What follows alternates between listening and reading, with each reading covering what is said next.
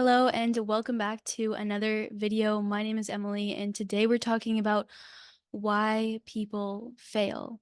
And this is a topic that I've been pondering a lot lately as I've been seeing tons of people coming into the online space, whether it be through the program that I've worked for over the past couple of years or just online coaches that I see who come into the space and they quit after 1 year or even just a few months.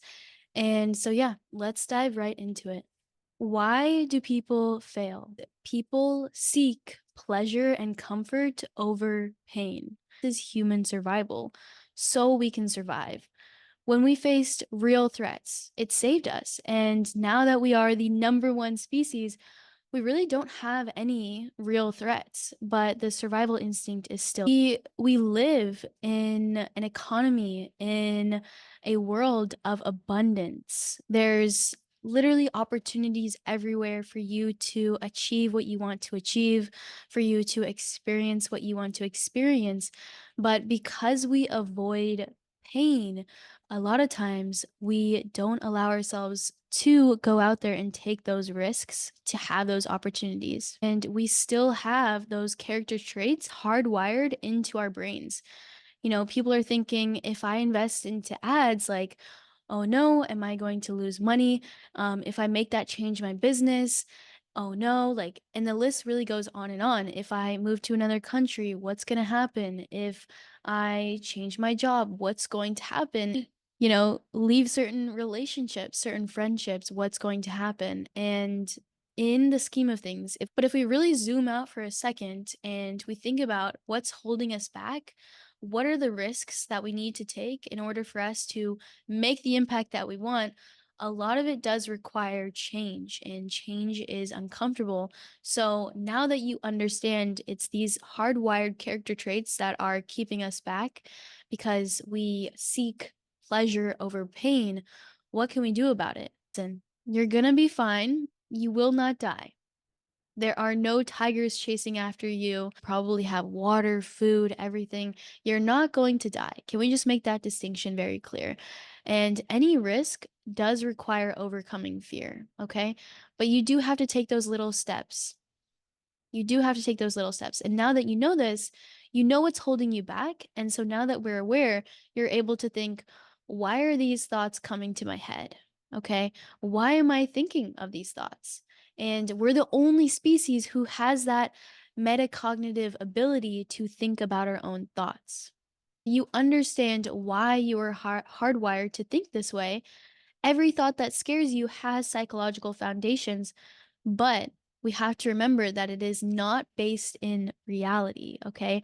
All your fear is really in your head. That happened to me when I was in Tulum when we were hanging out by the cenotes with my work crew.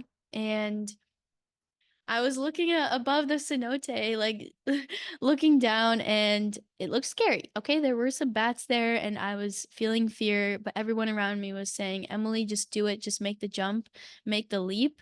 And so I did. I jumped into the water. Now, there's this analogy, there's tons of other places, especially in business, where we feel this fear too, where we're looking over the edge of the unknown and we aren't sure if we're going to be okay if we take that next step.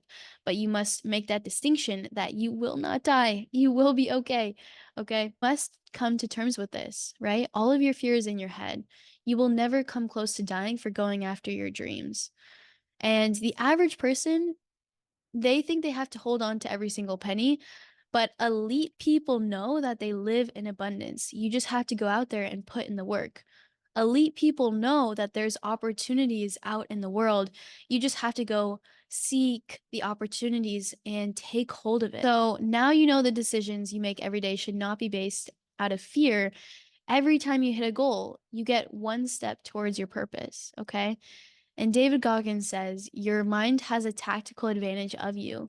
It knows your strengths, it knows your weaknesses, and it will guide you into your nice little comfort zone.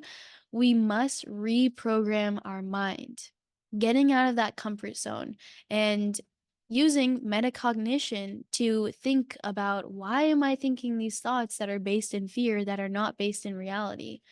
And then making decisions that are based out of your future self that will guide you to living that life instead of making decisions that are based out of fear that are keeping you stagnant and at a plateau. So, this is the reason as to why I think people fail. If you have any other ideas for this, leave it in the comments below. We can start a conversation.